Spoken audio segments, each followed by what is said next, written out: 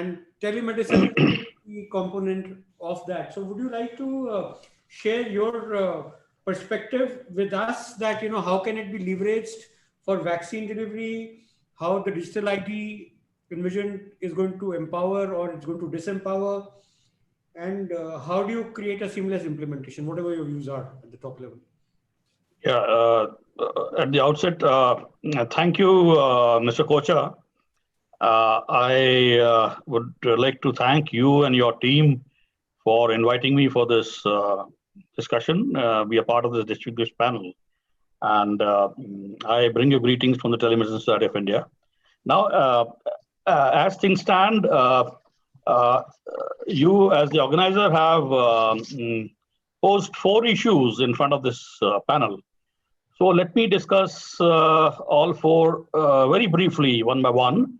As we discuss the all-important strategy, the issue of the exit strategy for the pandemic in India by the process of vaccination, we have to deliberate upon utilizing the National Digital Health Mission for the purpose, and whether the proposed National Health ID can be utilized for the purpose and when. Okay, so the question is, can the health NDHM be expedited and leveraged in time for the COVID-19 vaccine delivery? That's the first issue that you posed to us. Now, on the first glance, it may look as if the NDHM's convenience as a central repository for citizens' medical history makes it ready fit for tracking vaccine delivery and patient outcomes. However, the government's ambitious plan to leverage the NDHM to ensure a robust vaccine delivery system, it does raise certain concerns as things stand right now. There's a catch. You see, it's a very fledgling system launched just 2 months back on the 15th of August, to be precise, by the Prime Minister on a pilot basis in 6 union territories. So in contrast, the vaccination effort, the COVID vaccination effort for just the first phase, as we've been told, is a whopping 60 crores.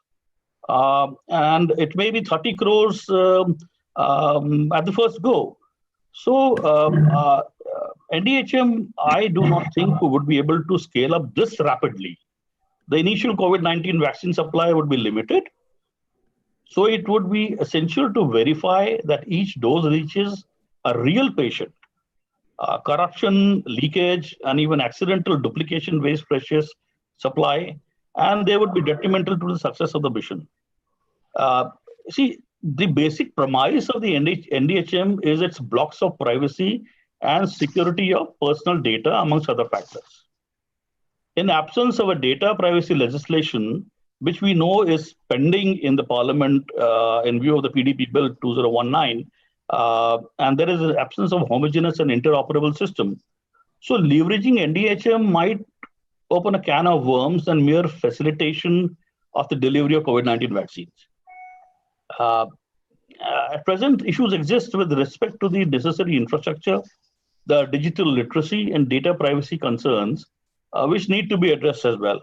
Also, the implementation alone at such a scale will be unprecedented and will come with its own set of fallacies and may subject the NDHM strategy to unwanted pitfalls, which may entail an untimely death to the mission. So while an expedited NDHM is not outside the realm of possibility, it will seriously impact the quality and reach for such a policy because the scale is humongous. It's a fantastic scale, which is going to be a nationwide effort. Now, the second issue that you have posed in front of us is the issue of digital ID and its use for effective vaccine delivery and treatment monitoring. Due to issues of privacy, contact tracing is being challenged across several states and countries globally, owing to the stigma involved in it, basically. So moving on to the parts which will deal with the vaccine delivery, that might not be an issue as such and might in fact assist in delivery of welfare benefits to the last mile. But for the purpose of treatment monitoring, owing to the infrastructure load of the nascent system, the database might be guarded in a robust manner. And in the absence of privacy laws, it is possible that treatment monitoring may become a tool for surveillance, which it has already been deemed to be. Uh, Now, as far as leveraging the digital health ecosystem for successful implementation is concerned, while the premise is already set for entities to come together and interact with one another, however, till such point in time where it is possible for the entities to be a part of the ecosystem uh, and implement the blocks, it will not be possible for the digital health ecosystem to leverage its functionalities to the fullest extent. It is not merely the financial capability or the technological process prowess in silos, but also the change in the social status and acceptability of the larger numbers to implement this process. And as far as coming to the challenges, which is the last point amongst the issues, there are large repositories like this. They require robust software as well as hardware architecture to prevent data privacy and security breaches. It is essential that the database is accessible only to the authorized personnel on a strictly need-to-know basis, and it must only process information to the extent necessary and required for the purpose. As far as the principles of data privacy are concerned, from the point of transparency with respect to the information held, the way it flows, or is shared with other parties to ensuring that the data subjects are empowered to control the data, this will have to be strictly adhered to. Now, there is a simple yet mission critical risk here. As ever, our ability to derive the full benefits available from such innovations will depend largely on the willingness of the ordinary people to adopt them. And concerns are already emerging over privacy and reliability. So, in my humble opinion, vaccine delivery will be a complicated process, even without yoking it to the unproven NDHN. Let's try to keep the design simple, supple, and flexible. That is my take on this entire issue as far as the issues posed by you are concerned. So that seems to be a fairly pessimistic view. Let me bring in Mr. No. Sorry for interrupting. I'll come back to you. I'll come back to you. Dr. Rajanan Khobragade, Principal Secretary. Amir, are you on? Are you visible? If you are audible, can you speak something? Yeah, Amir, I have joined, so thanks a lot. I can hear you. Thanks, Rajan. Can you hear me now? Yeah. Yes. Great, Samir. Thanks so much.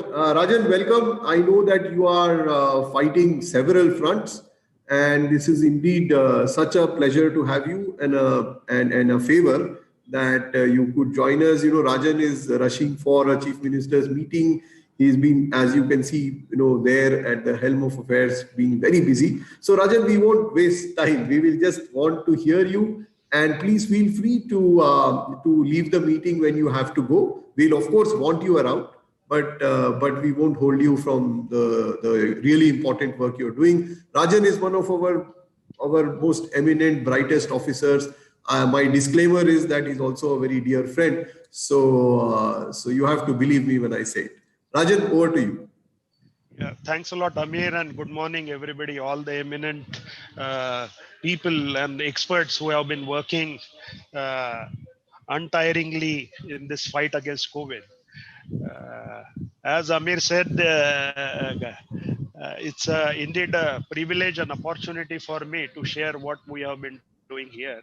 So when I had a talk with him, he told me that what Kerala is doing, please inform us. So my simple answer is what all of us in the country doing, the same thing Kerala is doing, but there are certain method with which we have gone ahead.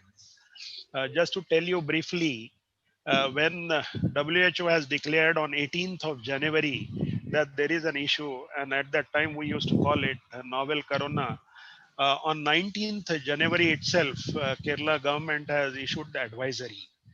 And on 23rd January, because of the advisory was issued, the Wuhan returnee came to our hospital, Trivandrum Medical College, saying that they are having some complaint.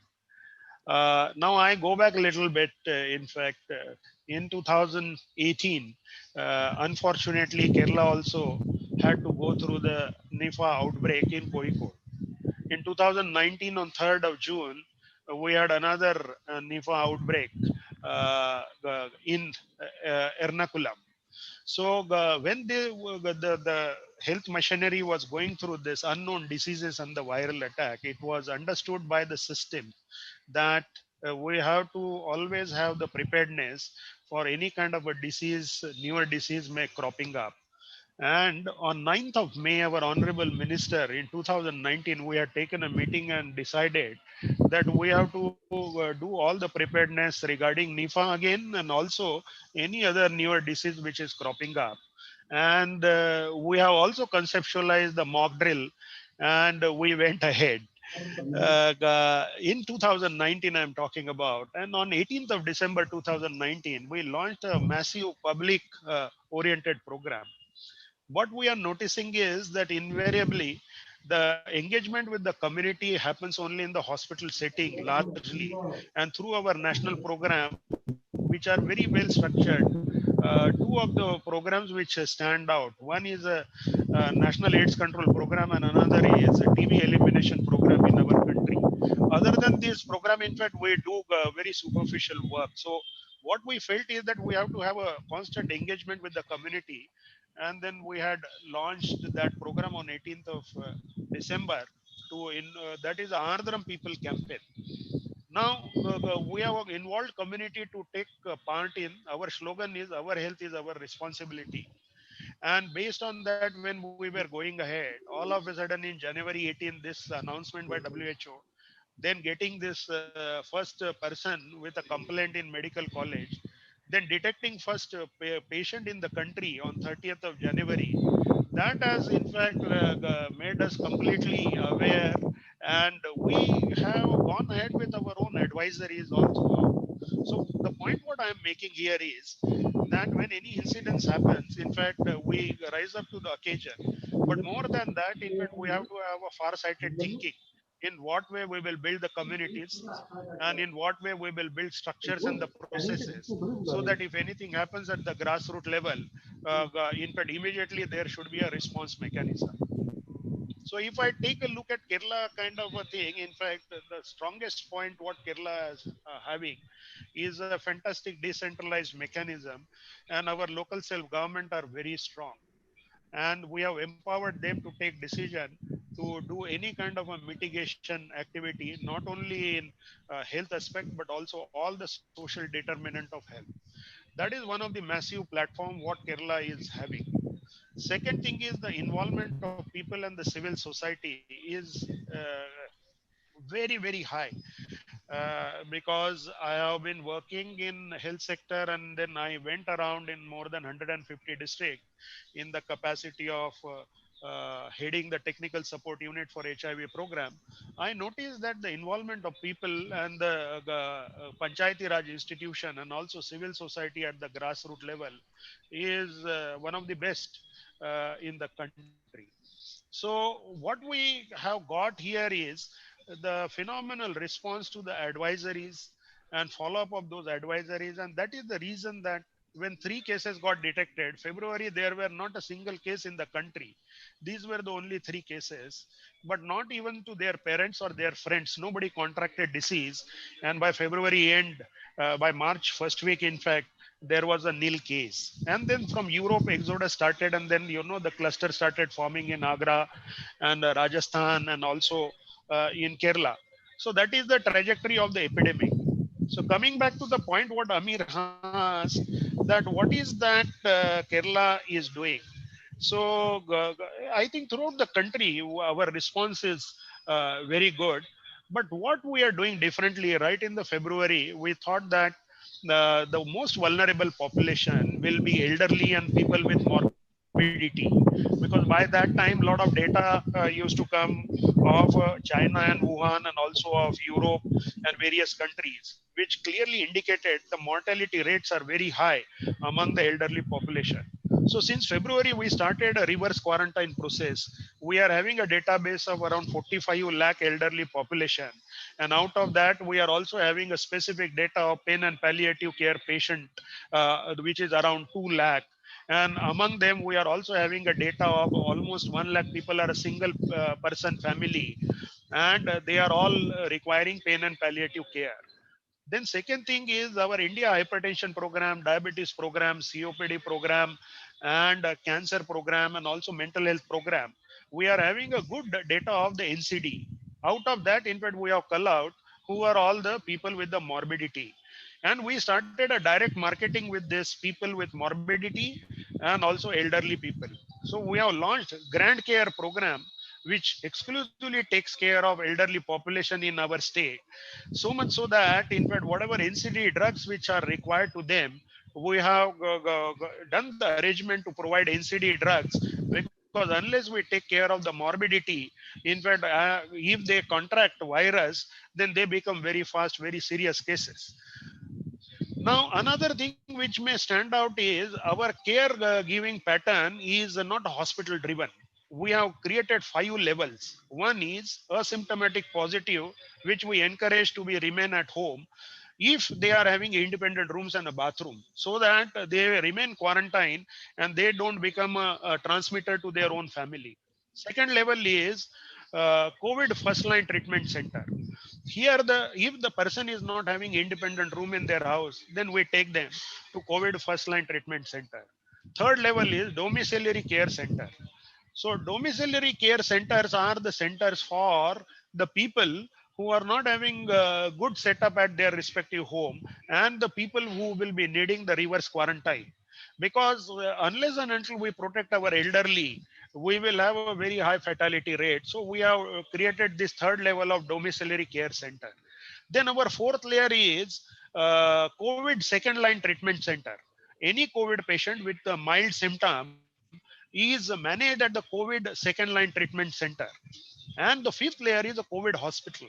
These COVID hospitals are designated hospital in the district, medical colleges, district hospital, general hospital, and some of the selected taluk hospital.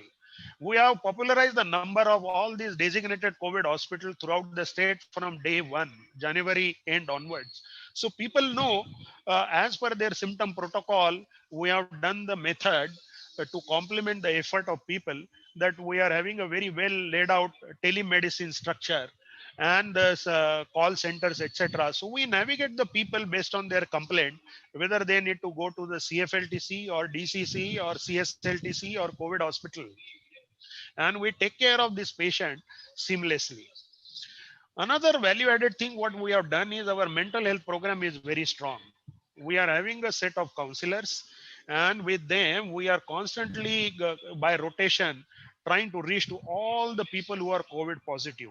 So much so that, in fact, it is a matter of pride to mention this in a national forum like this, that there was a call in Palagat at date night at around 1 a.m. in the morning, and that person engaged with our counselor for 45 minutes, and then later on he declared that I was about to commit suicide only because I wanted to know what it is, and when you have given me clarity regarding I can overcome this disease, I have postponed, in fact I have not you know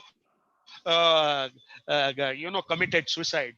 So it is really overwhelming for us and a matter of pride when some patient very openly came out and told the story later on, that this is what I wanted to do.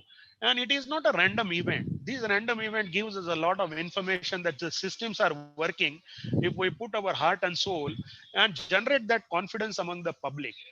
So this is another very unique thing what we are doing in the state of Kerala. And the last point now, as there are more than thousands of patients who are now cured and gone out, we are continuing with our policy of testing them on a 10th day. And I would like to mention this to all of you, that why do we do that? Well, suppose I am the person who is positive, and I am having my grandparents and my parents who are morbidity patients with hypertension, uncontrolled diabetes and all. Before I want to get myself discharged, I would like to have a confirmation. Am I still infective, or I will be the person who will be passing on information to my near and dear? Second thing is, my immunity automatically responds better when I have been told by the doctor that we have done your test and you are completely negative. There is nothing to fear. The response to this is better. So we continued with that policy. And now we have laid down another very good structure, post-COVID clinics. And this post-COVID clinics, in fact, is completely a primary healthcare led approach. Again, public health led approach. We are converting our FHC and CHC and Taluk hospital, who are at present catering to the non-COVID requirement.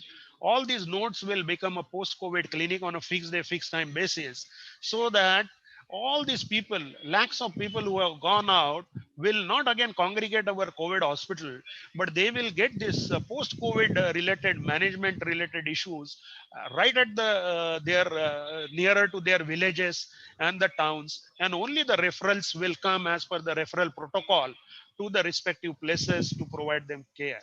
So we are having a multi-pronged approach, very proactive, strong governance, people-led movement, and very well laid down structure.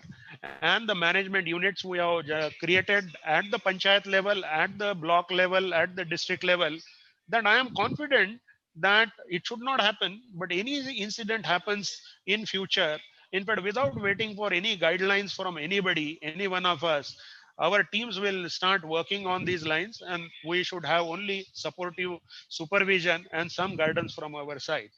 With this few words, in fact, I will Thanks, pass it on Rajan. to Amir, but this is Rajan, our yeah. experience in nutshell. Yeah. Rajan, before we lose you, just a quick comment on two things. One, how prepared are you on the digital mission, and how do you think the vaccination will roll out? Are you getting ready for it? Yeah, so first is a digital mission. In fact, state of Kerala had already taken this initiative, and we are converting our health record in EHR. Yes. We are already having, out of 3.4 crore people, we are already having a data of more than 2.5 crore where the registration is happening, already happened, and we are having a unit identification for them. So we are Wonderful. always on the track regarding having a system of electronic health record. That is one. So we will be in a good position with whatever facilitation and other funding avenues from our Department of Electronics, etc., is forthcoming.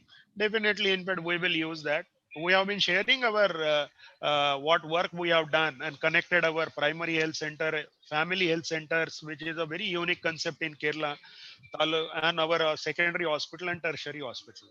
Your second question is regarding preparedness of vaccine. In Yes. fact, that is also very good because we have taken that into consideration and we have done the planning. My short point is to this August gathering here that we are working in a federal setup. What we should be doing is, in fact, we should empower the states to take certain initiatives forward. The more we Yes. do from the top down approach, I think many of our states will remain weak, and they will always be looking forward to the guidelines, and in that process we will be losing. The point I am making here is, on 30th January we have told the total country that the case has already come. Yeah. Throughout February, in fact, we should have worked, which February, in fact, there was no case anywhere in the state. Our preparedness started from the month of March. On 23rd of March, we declared the lockout. On 24th of March, lockdown started. And we could have done, in fact, on a hindsight advantage, given a notice to the migrant that we are going to do this. I think they would have managed to go appropriately to their own places, and we would have reduced the numbers which we are seeing in other parts. But having said this, what we need to do regarding the vaccination is, each of the state, they know now first priority at the national level, rightly so, is the healthcare worker, because if they are Yes. in the position, then only they will be able to provide all the care, much needed care. That is rightfully. Second priority should be undoubtedly elderly population and the people with morbidity, but that is a matter of policy decision at state level. Whenever they are going to do procurement at their level, they will always take these issues which are more of ethical in nature, and based on that, very prudent decisions will be taken. But my point is that we should empower the state, so state knows their figure, and based on that, that vaccine can be allotted and all. But now we are going with a lot of granular data that each and every person's all 20 different fields to be filled or more than that, and all those things are happening all over the country. We will also do, but there are other easier way of getting these things done. Yeah. This is these are my views. Over to you, Amir. Thanks, Rajan. Thanks always for being so forthright, so clear in what you've said, and the policy measure that you have encapsulated. I think it makes great sense that in something like health, we be ready, we be prepared, and we be as decentralized as we can. Thanks so much. I asked you these questions in a hurry because I know that Yeah. you have to leave. And that is why I must thank you on behalf of CDPP and Scotch for agreeing to be part of us and give us these valuable insights that you have with you. And of course, the insights that I'm sure can be replicated across the country like we have always done. So thank you so much, Rajan, on Yeah, behalf of thank all you of so us. much. Yeah. In fact, Amir, the couplet what I mentioned, in fact, I would like to again recite. Yes, please. But Yes, we are please. all a grassroots level worker. All our seniors are in front of me. I look forward to your input.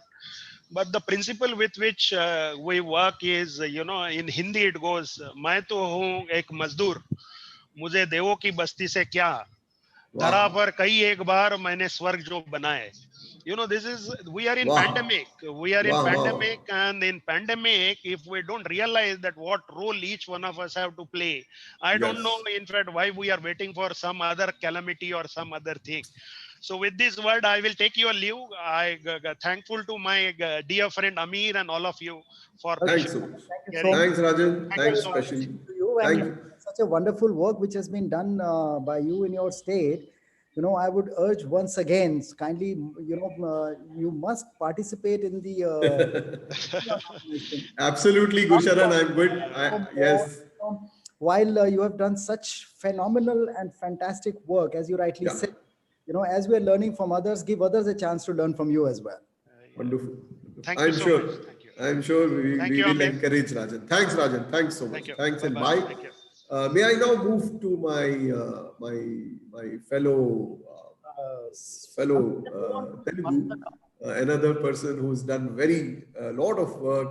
Andhra, as you all know, has been fighting very hard. The number of tests, it's just amazing how Andhra really picked up the gauntlet and started this fight in such a serious manner. And a lot of that was led by Bhaskar Katamneni. Bhaskar, it is a pleasure having you on this panel, and we really look forward to hearing your quick views on how prepared you are with the digital mission and what do you think the vaccine rollout is going to look like. Over to you, Bhaskar. So thank you, sir, and thanks for having me on the panel, and thanks to all the fellow panelists also.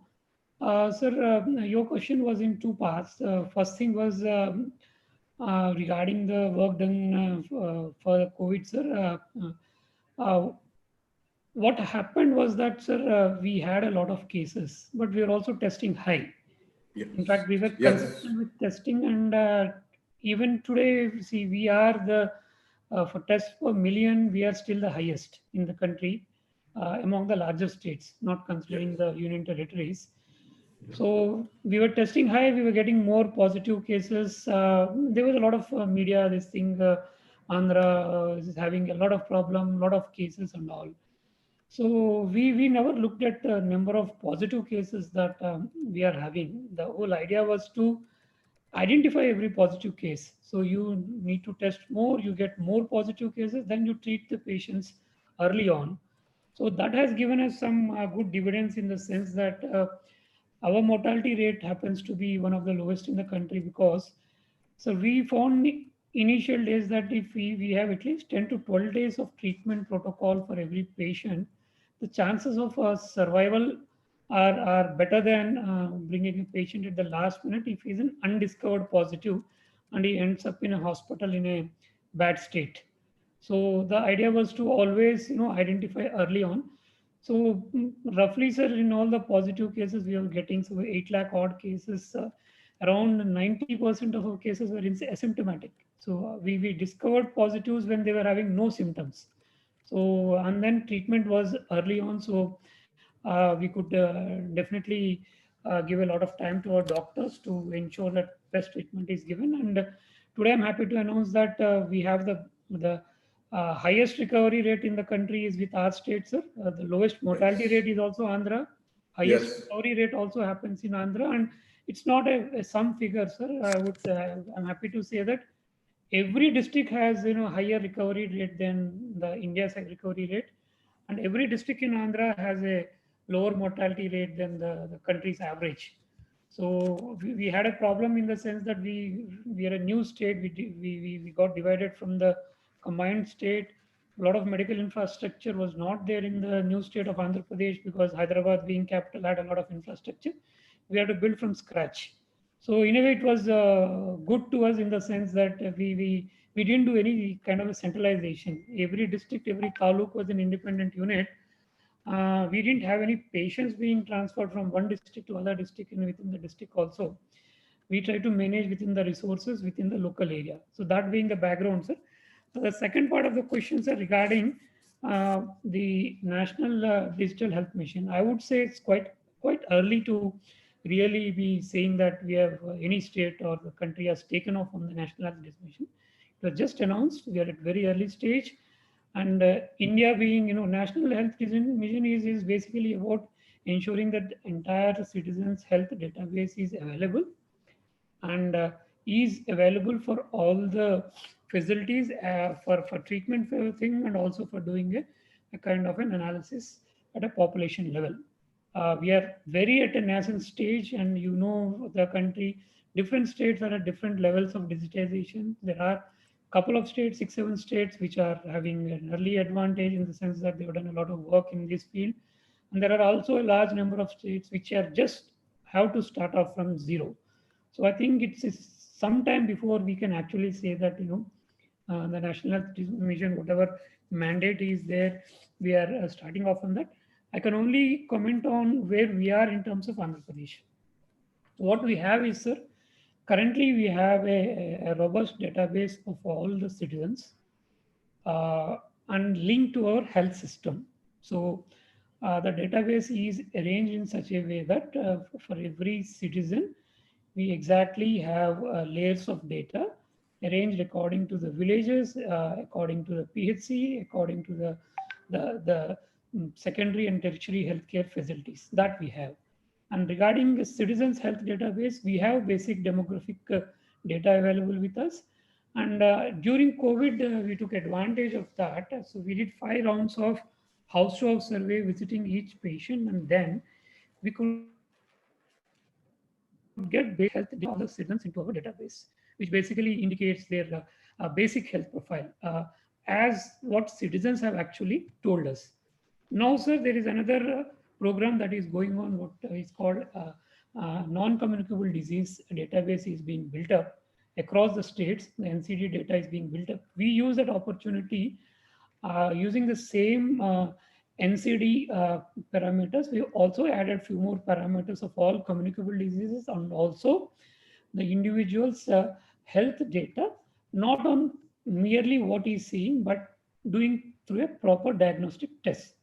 So we don't simply take the word of the person saying that he is diabetic.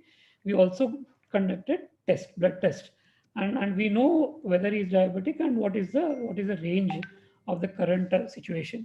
So that kind of a database we are currently building, sir. I'm happy to tell that around 25% to 30% of the citizens are already covered. All our cutting edge staff are in the field collecting this data. And this data will be is being collected on the parameters given by the government of India for building of electronic health records. So we have given mandate in our state that whatever data that we are going to collect henceforth will be on the parameters given in the electronic health record system, and it has to gel with the same database. So our digital health database system will be built over time. It will not be built overnight. And the old data that we have in fact a lot of health data in our existing health system that is also being again converted and being made in a way that it will speak with our upcoming EHR systems, and so that over a period of time we will have a proper robust system with built-in safeguards of privacy. So that is a concern which is there, and that I think needs to be looked at. And except the citizen, nobody has a business to look at his health data and health records except with his consent. So that we are looking at how these will be built in future when we will be using.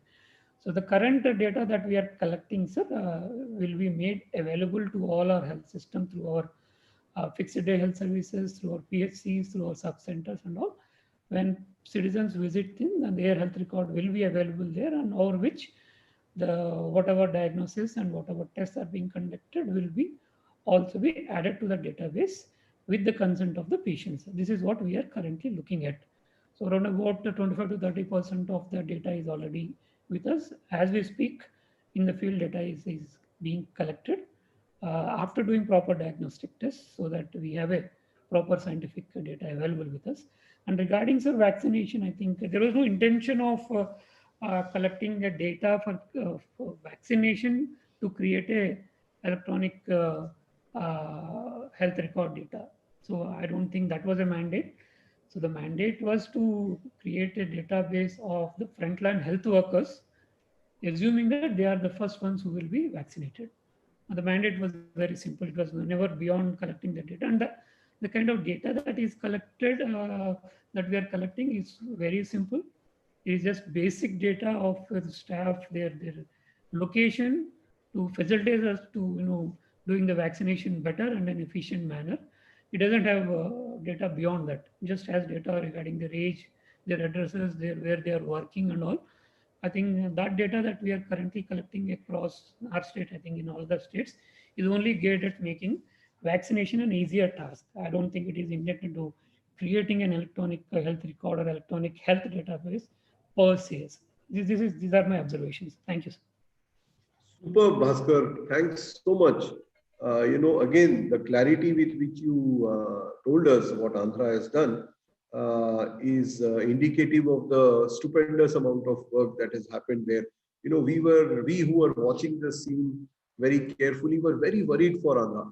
When the numbers started rising, it appeared as if Andhra Pradesh is going to face serious problems. But the manner in which all of you just took on the responsibility and in absolutely no time ensured that there was no chaos and mayhem despite the high numbers. I think that is extremely commendable. And in this exercise where we try to showcase solutions and best practices, your interventions have really been exemplary. So thank you so much for talking about them so well and for so clearly talking about your preparation for vaccination and the importance of connecting straightforward, simple, and necessary data. Great point made. Thank you so much. May I now go over to another state that has always done wonderfully well, where healthcare and public healthcare is concerned, with small resources, with great difficulties of geography and terrain. The government of Uttarakhand has always been in the forefront of providing some of the finest healthcare and delivering some of the finest healthcare indicators in the country. And we have Sonika here. Sonika is the mission director of the National Health Mission and therefore carries huge responsibility on her shoulders. Thank you so much for having taken time off. That itself is very kind of you. And may I now request you, Sonika, to tell us about what you are doing, particularly with respect to the digital mission and the vaccination plans. Over to you, Sonika.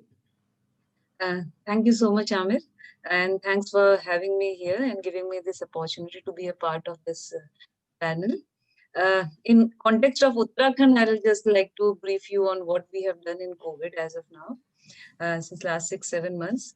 Our numbers were initially very less because since the lockdown was declared and then the whole were sealed, so our numbers initially were less. But the moment the labor started coming back, especially Uttarakhand, the very large, huge population lives around the whole country, and they started coming back, and due to that, numbers started increasing. Initially, we just had cases in the plain districts, and later on it increased and it entered the hilly districts also. We have 13 districts and 4 are plain districts and rest of them are hilly districts. But the challenge was not the numbers, but the terrain. Since people are living in remote areas, and we had to send teams there with all the PPE kits and all that for testing them was a big challenge for us, and reaching them was a challenge for us. And initially there was a lot of confusion, and there was protocols were not defined, and everything was there. But slowly and steadily, we had moved to a position where we are better than country average in recovery rate, sampling, deaths. Everything is better than the national average, and we are doing good. And now the cases are very stable here. Now we have lesser cases, we have less positivity rate, but the challenge is to maintain this behavior change, which we have developed over a period among people, among population which we have. That is wearing masks, maintaining distance, because now the unlockdown has come, everything is open now. So people are just now being a little complacent. Also, festive season has arrived, and people are not following those protocols which were initially being imposed on them. So this is what I feel now is a major challenge for us, that this behavior change which we have developed, it has not just developed, it was like posed on people, and now they have to maintain it by themselves. So this is something which I think we are working on through IEC and BCC, and every campaign which we are promoting this. I would also like to mention that we have data in various platforms, digital platforms like the Ayushman Bharat. We have non-communicable diseases health and wellness centers. We have where we have EHR data of people. Then we have home isolation data now, which is a huge data. Now we have allowed home isolation. So we have data in different digital platforms of people in a sort of electronic health records format. So we call them through our control rooms through 104, and we ask them general questions about their well-being and everything. And we are maintaining this data for the future also. In context of NDHM, National Digital Health Mission, and the topic of this panel of expediting it and leveraging it for the vaccine. So I just like to mention that in terms of vaccine, what we are planning to do in future, and what guidelines we have got. So first of all, we have to do the line listing, as mentioned by the other panelists also, that we will be doing the line listing of healthcare workers, because we need people to vaccinate people. So first we need to vaccinate people who are going to do the vaccination part. Second stage which will be going is the massive task of training all these vaccinators for the vaccine, which we don't know what are the protocols will be for that vaccine. Third, which is a parallel thing, is for finding the gap which we have already for cold chain and everything, infrastructure and logistic gap, which will be huge for this huge, humongous task we are going to face for vaccinating people. So that is something for which funding is required, infrastructure is required, logistics is required for storing these vaccine and then transporting it and then giving it to the people who actually need it. So this is something which we are working on parallelly, and this will be done in the last phase. Then the vaccination finally will be given to people in a phased manner. First, the healthcare workers will be getting it. Then, as mentioned by other panelists, also comorbid people who need it most, and then other categories of people who will be getting it. So as of now, NDHM is in a pilot phase, and it has just started on 15th August. So I don't think as of now it is in that stage where we can utilize and leverage NDHM to the complete potential of it. But yes, we have many various platforms in National Health Mission only, where we have data of people in terms of data of beneficiaries, data of infrastructure, and the information regarding which we need for vaccination purpose. So NDHM, I don't know how well we can utilize it in such a short span of time, because we are expecting vaccine anytime soon. So the other platforms which we have in National Health Mission, I think we'll be leveraging that for our population in Uttarakhand. And since our benefit is not the population part, but our challenge, our benefit is that we have a lesser population. We have just 1.5 crore population, but our challenge is the internet connectivity, the accessibility, the network connectivity. So which we are working on, and hopefully we'll be able to work on that. We also have even a separate vaccine portal also, in which we normally have vaccination process supported by UNDP and other staff. So we have somehow digital platforms in which we can work on that. The major challenge in overall this process will be the security, the confidentiality, and the privacy part of the data, which we are collecting from the beneficiaries. And I think we'll more or less will be able to get to some point where we'll be able to maintain this privacy of our beneficiaries, and we won't be, I don't think anybody will move forward without maintaining the privacy and confidentialities of our population data. Thank you so much. Thanks so much, Sonika. Again, for making it appear so easy and simple, and playing down the huge role that you've played.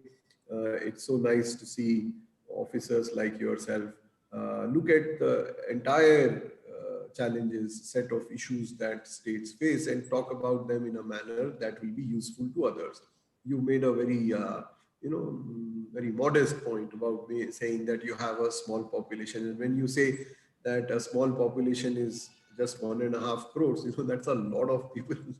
Even of course not compared to your neighboring states, but even then, and to keep and in that difficult terrain, and in an area where reaching out through the digital medium is so very difficult, it's really remarkable.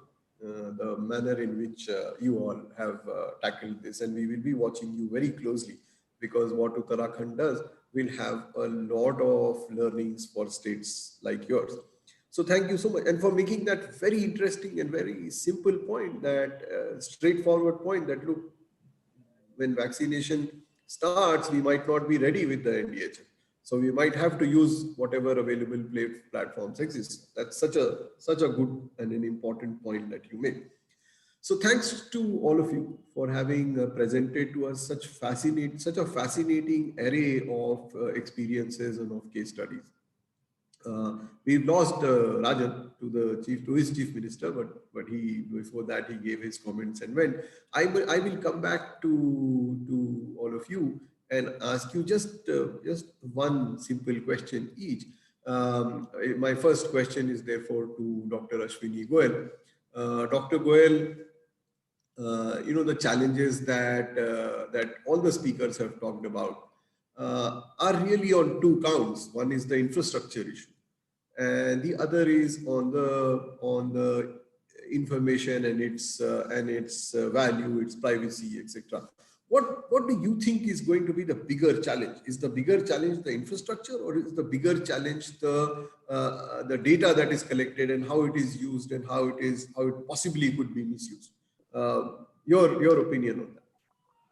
Well, Professor Khan, you see, the thing is, data and its privacy and security comes afterwards. Wonderful. It is basically the infrastructure that has to come in place first. And what Sonika has just pointed out, in states like Uttarakhand, and we have all our states in the Northeast, we have in J&K, Ladakh. I, as a person who's been promoting telehealth for the past 20 years now in India, we realize very well as to what are the extreme challenges in providing healthcare. See, bridging this humongous healthcare divide, which is there between the haves and the have-nots. So the same thing is there as far as the telecommunications in our country is concerned. We've been using a mix of satcoms, fiber, and now the last mile connect as far as the Wi-Fi's and things like that are concerned. But we have a long way to go right now, and for us to connect the last mile is quite some time yet. That is why right at the outset, unfortunately, I happened to be the first speaker, so possibly my diatribe may have sounded a little different.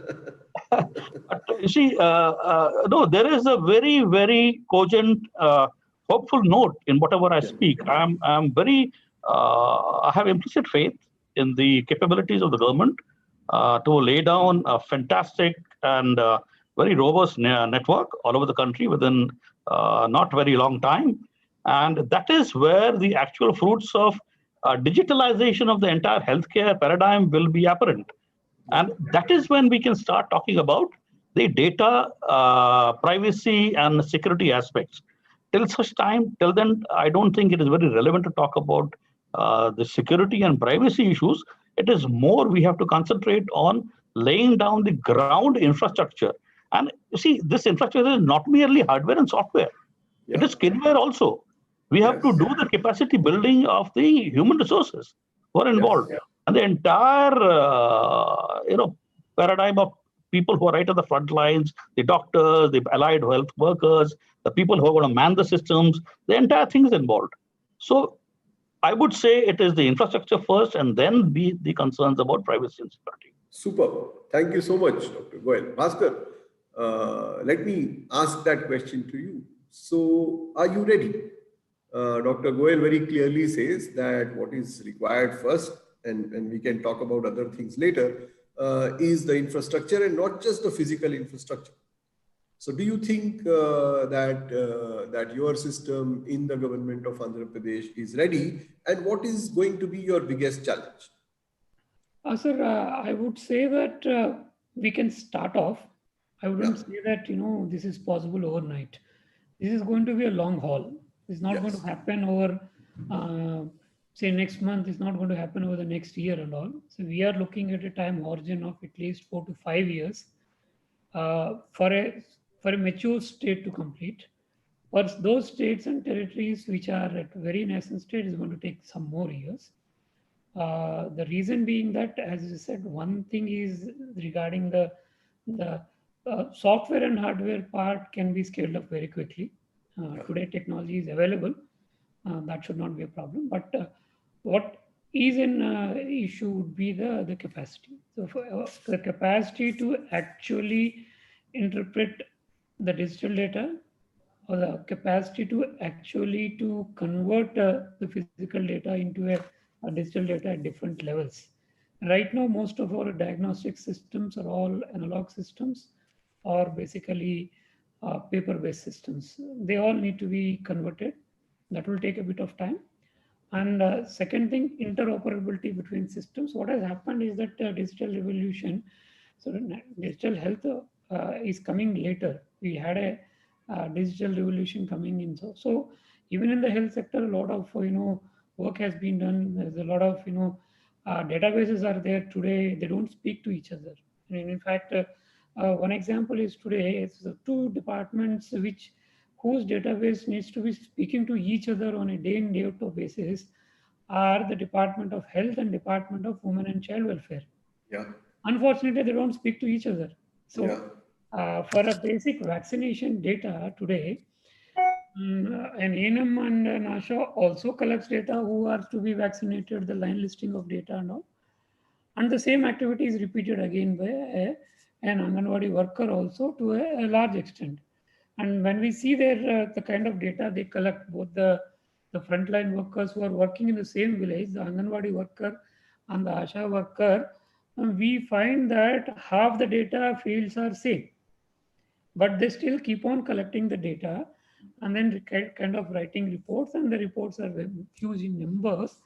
And almost 40% of the time after frontline worker goes in collecting data and writing those reports, which could have been digitized long back, which has not happened. I just gave an example, and these kind of silos are hundreds. I just gave an example of 2, which came to my mind, but such silos are there hundreds in numbers. So departments are different, even within the health sector. Your medical education is different, your primary is different, tertiary is separate, and then private sector. It's not that, a national digital health mission, we only do the public sector. So what is happening with the private sector? Private sector have their electronic.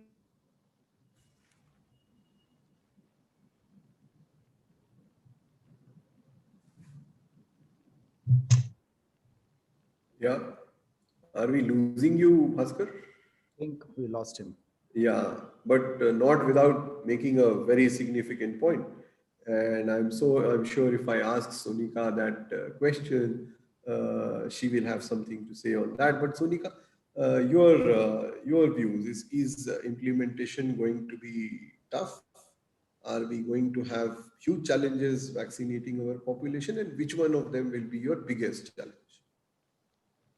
I mean, I think I am very positive about it because we have been doing vaccinations ages, immunization since ages. So I think team is well trained in that. It's just that the new protocols which will be coming.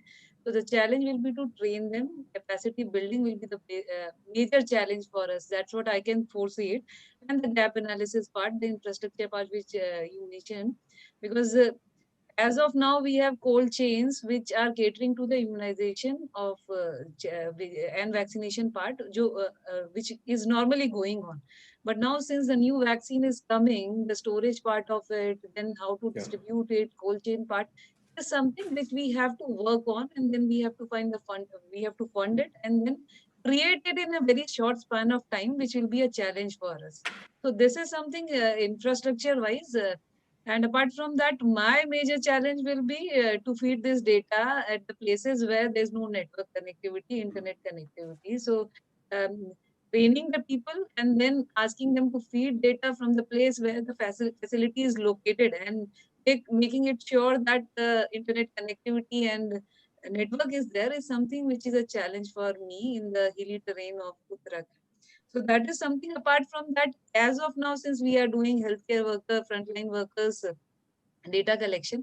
So here the challenge is the validation part, because we are collecting registered as well as unregistered healthcare facilities data, and unregistered collecting data of unregistered healthcare facilities data is a challenge for us, because there are so many private hospitals running over here, and just validating them is a challenge. So these are the things, and as rightly said by one of our panelists, that we have digital platforms, but they are working in silos. They are not talking to each other. I think NDHM vision was that only, that how to collect them at one platform and then do the analysis of it. So which I can't, as of now, it's not in process. So the silo data, collecting them and then working on them is a challenge. Thank you. Thank you so much. Thanks to all of you. I can just sum this discussion up by saying that listening to all of you. Let me Bhushan. Here, we also have these two gentlemen with us, Mr. Subodh Shukla, former DDG from NIC, and Mr. Bhushan Mohan, who's an independent consultant. Yes. They're part of the jury who have helped, assessed several of these projects which have come up for discussion today. Yes. Yes. Take one minute each comment from them, including Mr. Nirmal Bansal as well, who has also been part of the same process. So yes, of course. May I now invite Mr. Subodh Shukla? What do you think, sir, from your vantage point in working at the NIC? What do you think? And you've heard some of these challenges being articulated so very well. May I seek your input?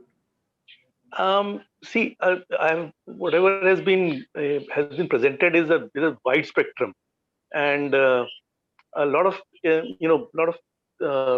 data is to be processed for any kind of analysis of these experiences.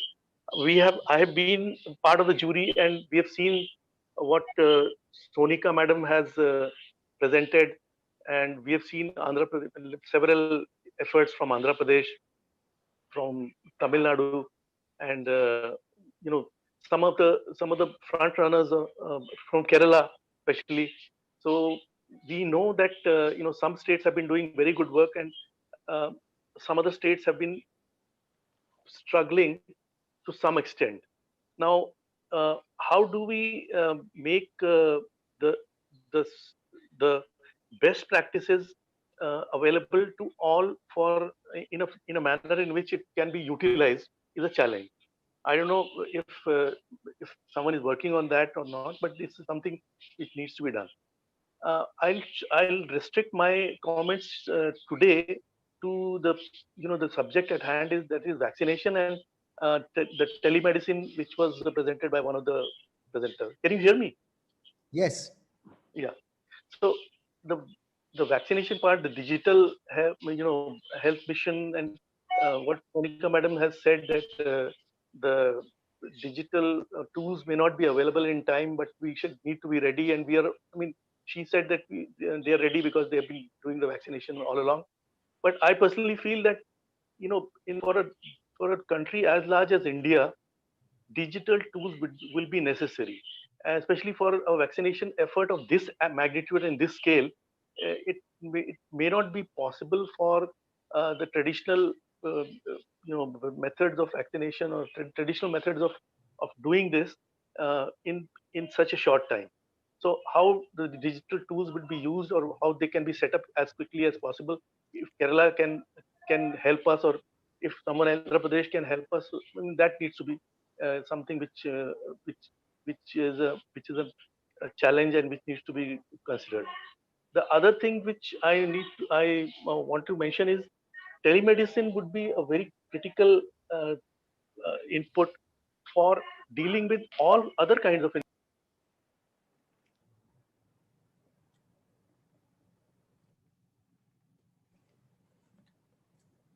We are losing your sound. Is it okay now? Yes. If you can Yeah. wind up. Yeah. So telemedicine would be a very good, application to push at this time, because it will be absolutely critical to deal with the kind of information exchange and kind of expertise which would be required at faraway place. Thank you, Subodhji. Bhushanji, over to you. Yes, I think I'll agree that we have to keep it simple to make it successful. Our objective is to cover the vaccination, use the technology wherever it can add value. The biggest concern in using technology today is the multiple data sets and multiple silos which have been created till now.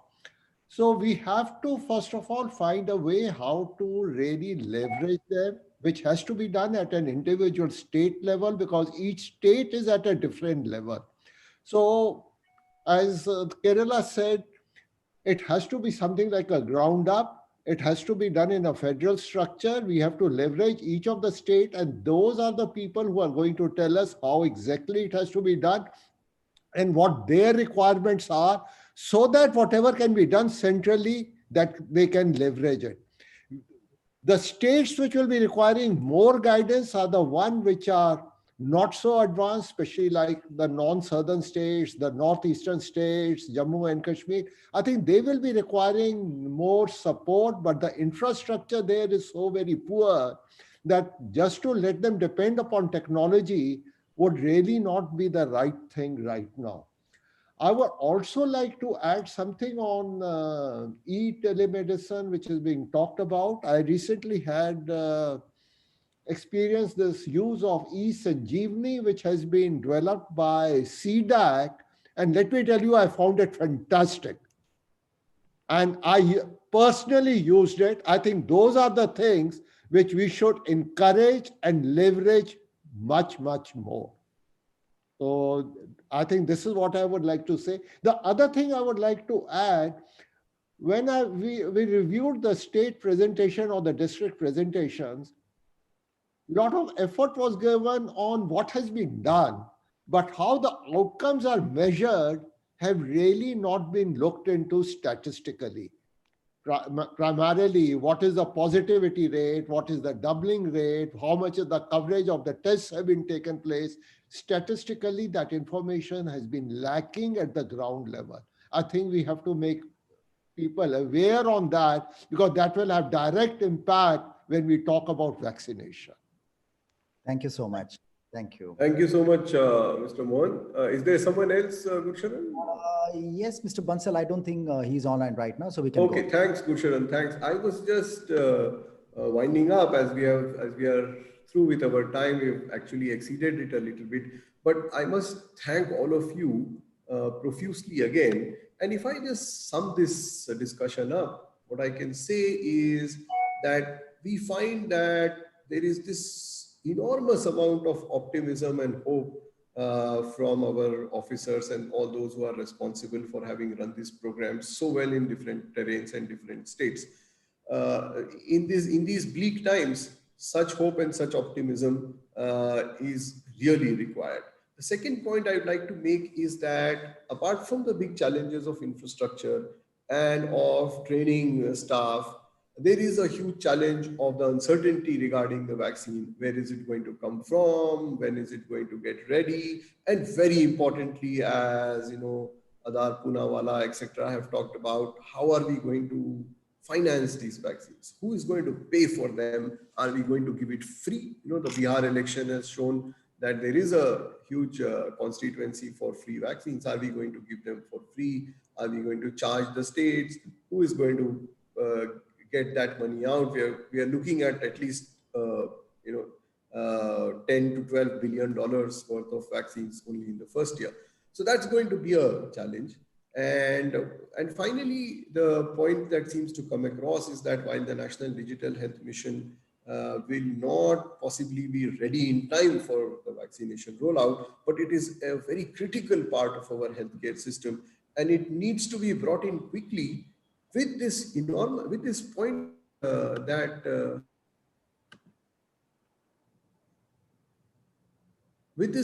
has been made very clearly, that is that that we need to ensure that there is this wide duplication that exists in collecting data is avoided.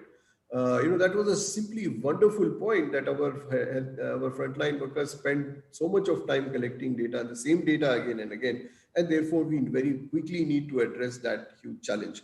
There are infrastructure challenges in terms of internet connectivity, but that I am sure the digital mission is going to tackle, and as Dr. Goel says, that is something that we can lay out pretty quickly. So we are going to see some action in this area. It is going to be very exciting. It is going to be as awesome as the fight against the disease itself. And therefore, over the next 1 year, we at Scotch, we at CDPP will be watching all of you go on to the next phase, which is the data, which is electronic records, and very importantly, the vaccination. All the best to all of you. Thank you so much for being part of this really wonderful panel. I must thank each one of you profusely for presenting your views with such clarity and so comprehensively. Thank you so much, Dr. Gursharan Dhanjal, and I'm giving it back to you for the rest of the award ceremony. Well, thank you very much, Amir. It was absolutely amazing. Such phenomenal inputs that have come in, over and above what is being discussed and what was presented probably even during the jury evaluations, which these two gentlemen pointed out, and provides a direction for the future. And yes, certain challenges which you posed, these will have an answers which are inbuilt within itself, because all the efforts that have been put together by all the constituents and the constituencies put together, we are going to be